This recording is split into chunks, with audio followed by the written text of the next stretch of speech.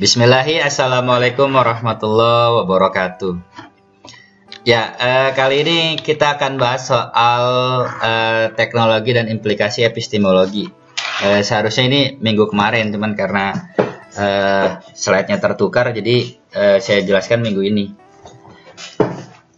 Untuk kajian soal implikasi dan epistemologi, ini sebenarnya kajian epistemologi itu adalah kajian yang berbicara tentang dasar-dasar pengetahuan. Jadi dalam kajian ilmu filsafat itu ada 3 term yang perlu ditelusuri dan dijadikan pondasi awal untuk menelusuri sebuah pengetahuan.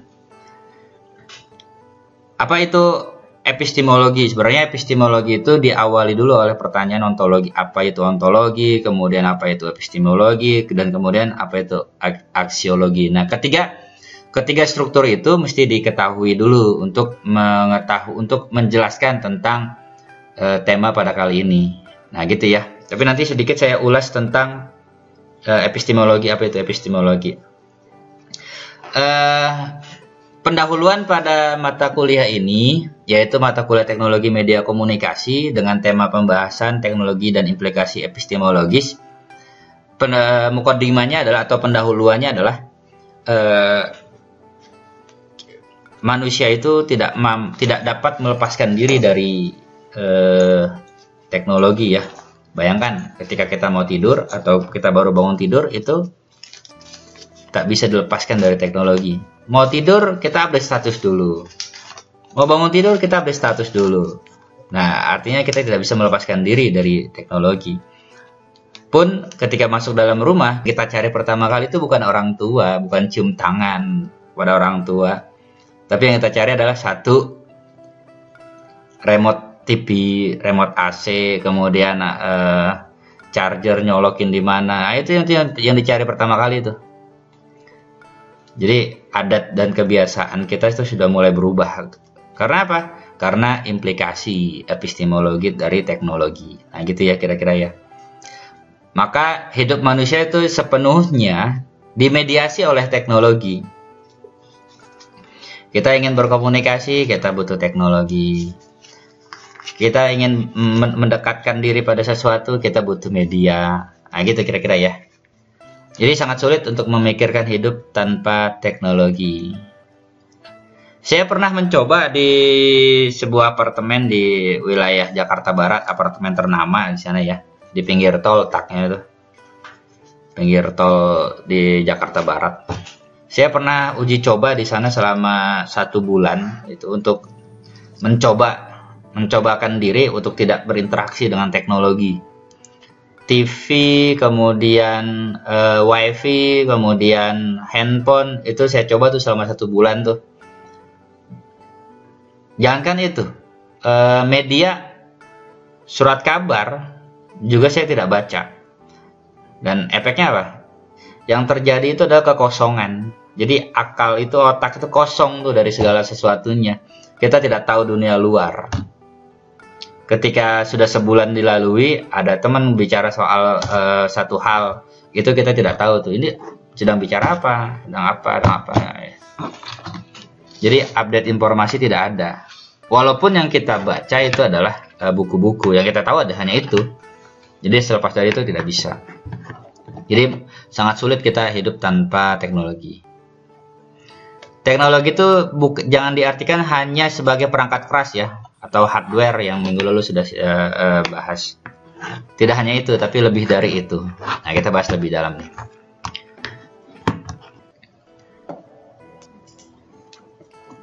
Ya, sebagai pendahuluan itu sudah saya berikan. Sekarang kita masuk pada pembahasan teknologi dan implikasi epistemologis. Apa itu epistemologi? Secara pengertian bahwa epistemologi itu berasal dari bahasa Yunani, yaitu epistem, yang berarti pengetahuan. Kemudian ditambahkan dengan kata logi atau logos, yang berarti adalah ilmu, berarti ilmu pengetahuan.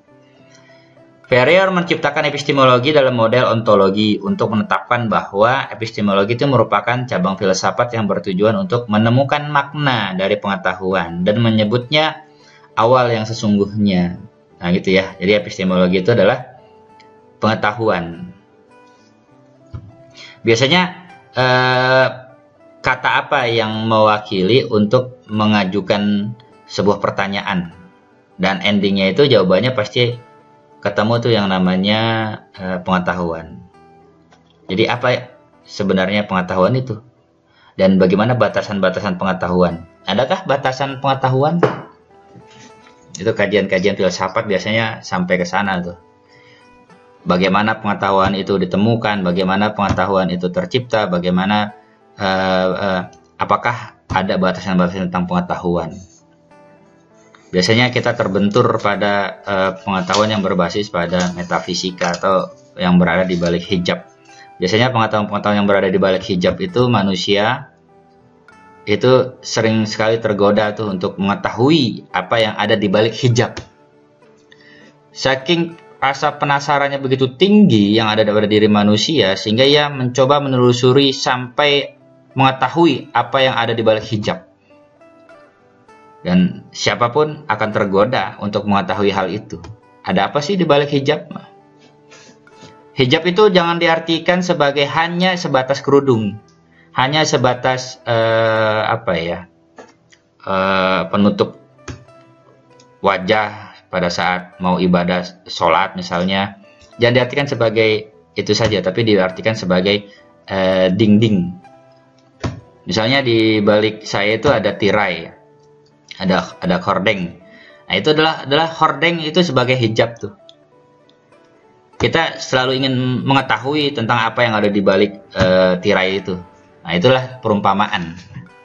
Ini perumpamaan aja sebagai pengetahuan awal. Jadi hijab itu diartikan sebagai yang tadi saya terangkan. Nah, gitu ya. Kemudian di slide berikutnya ada kedudukan manusia dan teknologi. Ini sumbernya sastra Prateja, ilmu pengetahuan dan kepentingan manusia. Kalau dilihat secara historis, bahwa yang pertama itu adalah,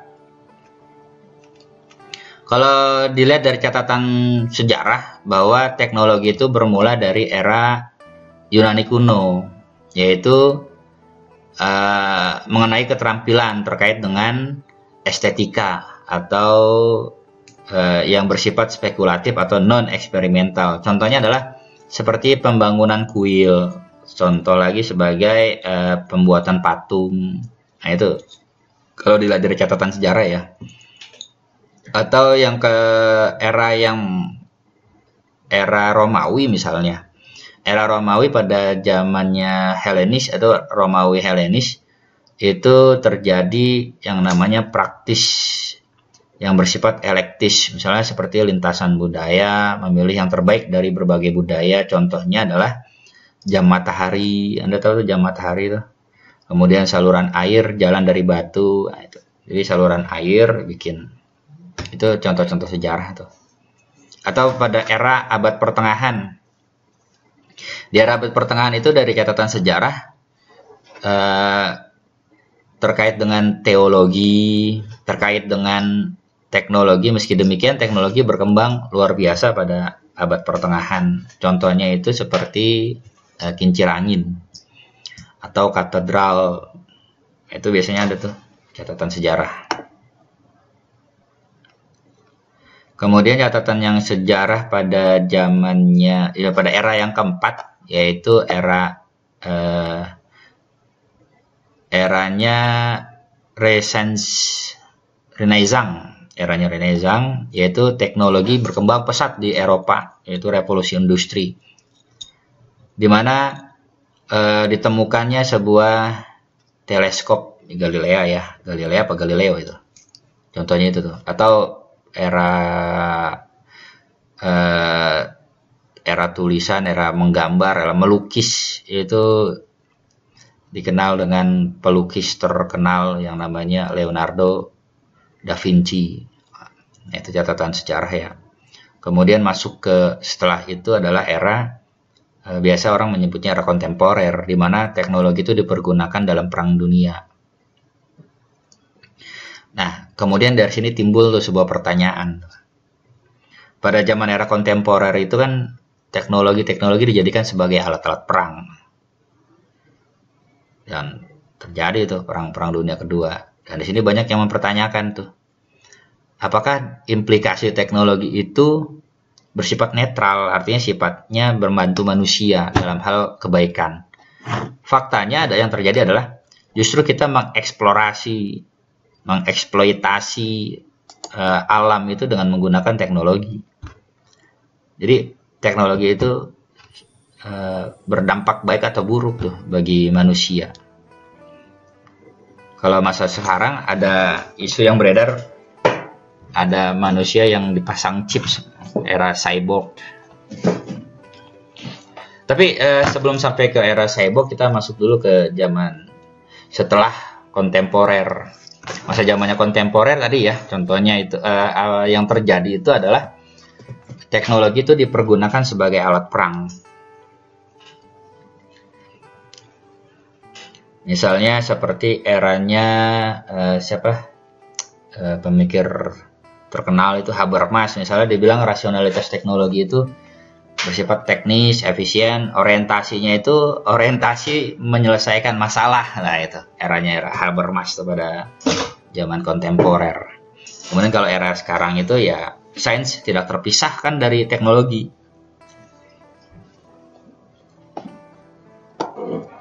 Jadi sebenarnya itu teknologi itu membantu manusia atau justru merusak.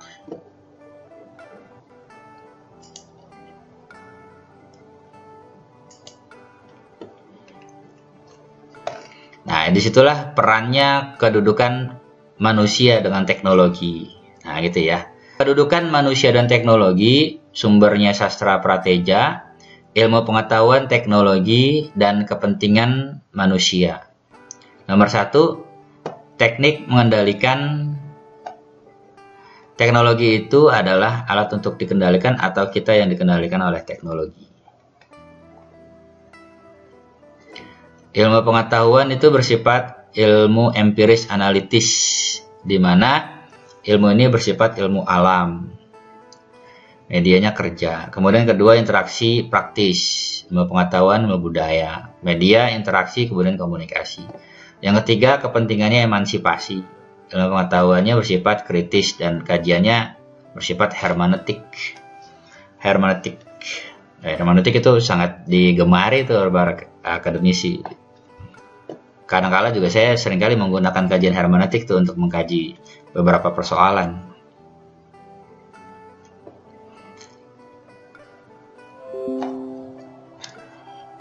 Nah, ini dia catatan historis.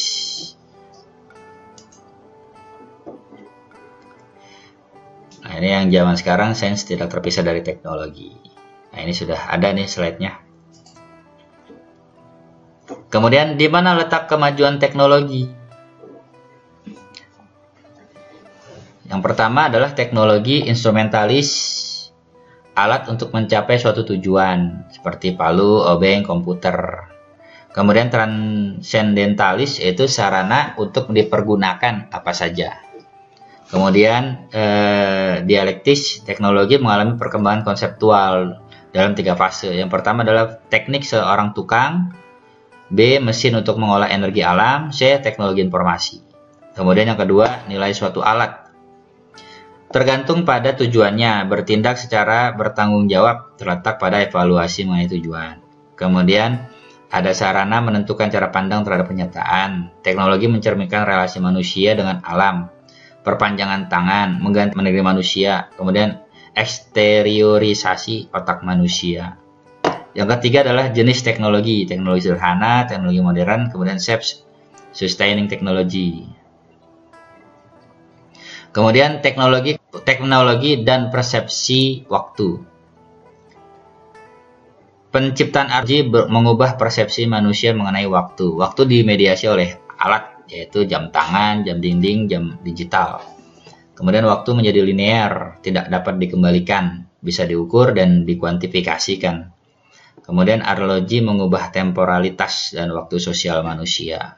Nah itu ya. Jadi teknologi itu mengubah persepsi kita tentang waktu. Jadi waktu itu terasa sangat pendek sekali itu karena adanya waktu. Dari pagi ke malam itu kayaknya pendek banget waktunya. 1 minggu rasanya dekat sekali. Ya. Kemudian teknologi dan persepsi ruang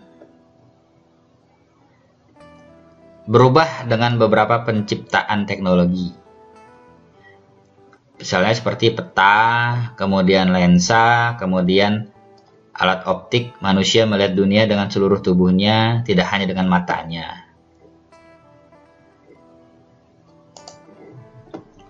Kemudian teknologi tulisan mengubah bahasa. Ini jelas sekali nih. Seperti bahasa lisan versus bahasa tulisan. Kalau dulu kan kita disibukkan dengan bahasa verbal dan bahasa non-verbal. Itu mana yang lebih diutamakan tuh? Verbal atau non-verbal? Misalkan kita lagi ketemu dengan satu kelompok teman-teman sendiri. Kita hanya menggunakan bahasa isyarat tuh. Itu lebih utama atau bukan tuh? Kita dulu disibukkan dengan hal itu. Tapi begitu masuk era teknologi, kita disibukkan dengan bahasa lisan dengan versus bahasa tulisan. Kemudian teknologi mengubah bahasa dan pengalaman manusia. Nah, fenomena-fenomena yang terjadi itulah yang mampu ditangkap oleh alat indera dan itu seringkali itu dijadikan judul penelitian. Kemudian selanjutnya adalah tulisan merupakan teknologi bahasa. Mula-mula dipergunakan untuk mencatat transaksi dagang. Tulisan mengakumulasi dan menyimpan pengetahuan. Jadi sebenarnya apa itu teknologi?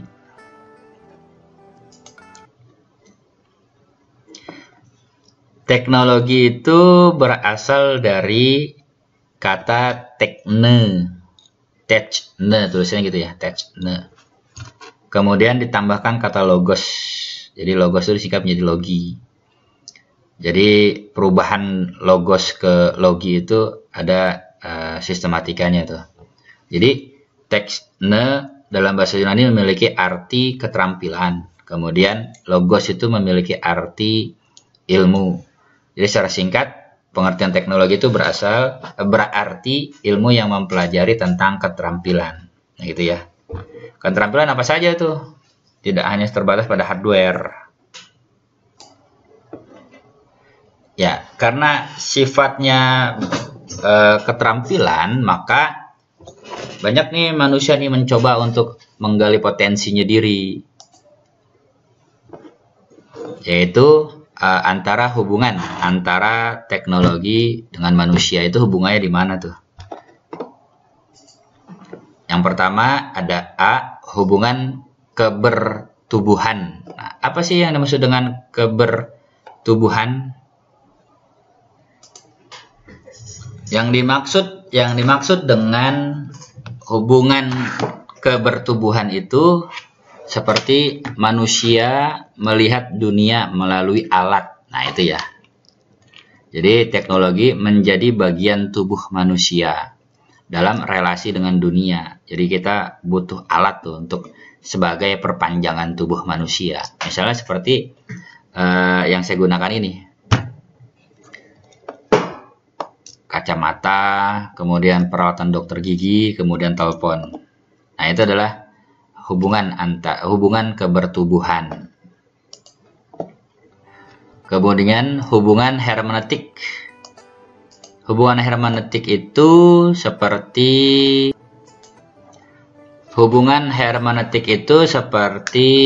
antara manusia dengan teknologi, yaitu soal menafsirkan terhadap bacaan sehingga dapat dipahami. Nah, alat teknologi dibaca sebagai teks yang perlu ditafsirkan.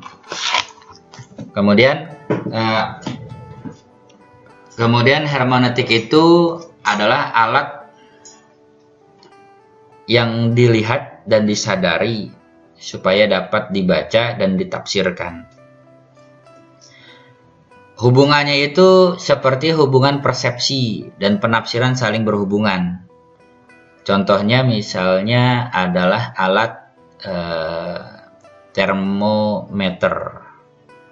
Kita ingin melihat tuh suhu di dalam tubuh manusia itu ada berapa derajat. Nah, itu kita membutuhkan teknologi tuh untuk melihat dan menafsirkan angka-angka yang dimunculkan dari alat termometer tadi itu.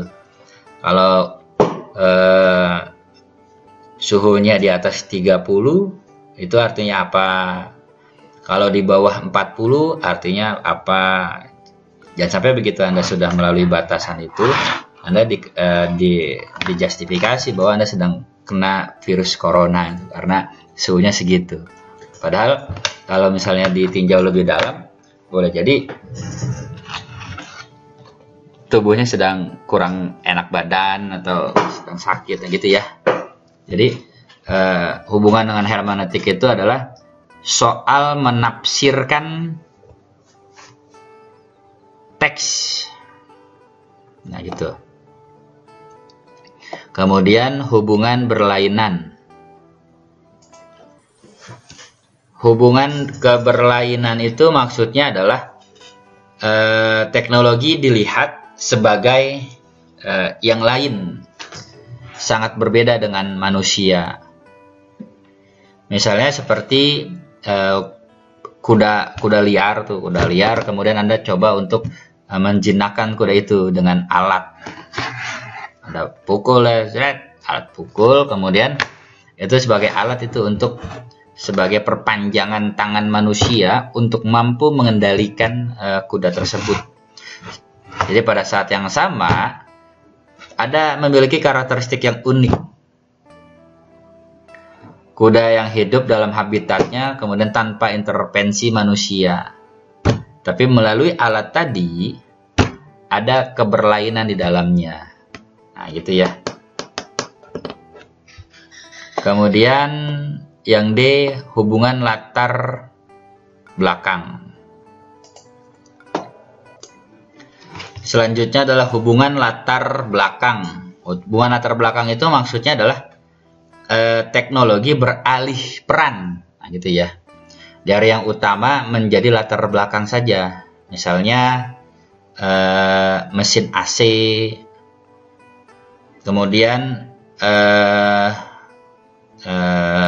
misalnya Anda lagi makan ya. Anda lagi mau makan nih.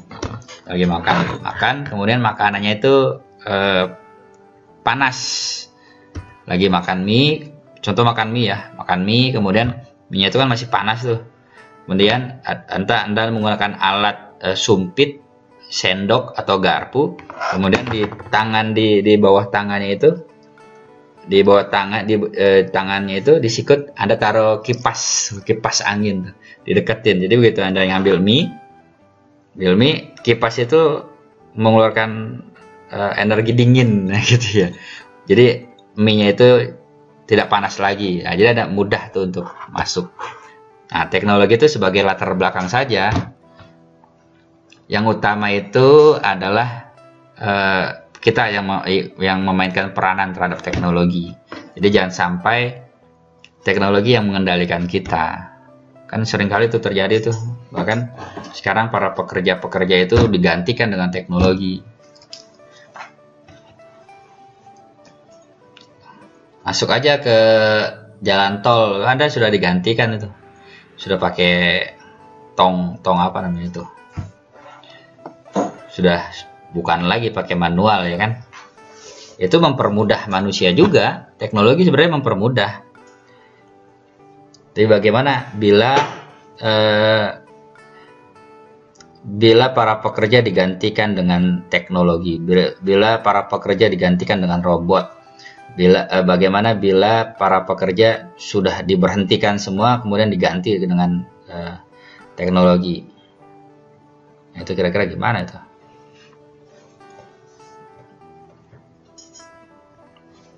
Jumlah manusia yang tidak terbatas kemudian digantikan dengan teknologi. Bagaimana mereka nanti? Mereka teriak-teriak turun ke jalan untuk demo tuh. Tapi masanya adalah masa sekarang. Ya tadi catatan historis di awal yang sudah saya jelaskan itu. Manusia tidak terus-menerus terhubung dengan alat itu. Jadi hanya sewaktu-waktu aja kalau dibutuhin. Ya, contohnya tadi kalau lagi makan mie, kemudian kita butuh teknologi untuk mampu meredakan panas. Itu butuh alat. Jadi teknologi hanya sebagai latar belakang saja. Nah, itu maksudnya ya. Kalau menurut para ahli, ada yang bilang bahwa teknologi itu yang bekerja di latar belakang seperti alat-alat bantu. Teknologi yang bekerja di kedudukan lebih menonjol. Jadi dia hanya sebagai piranti aja atau sebagai device atau sebagai alat lah. Sebagai alat untuk membantu manusia. Jangan sampai teknologi itu kedudukannya lebih tinggi daripada manusia. Itu bahaya itu.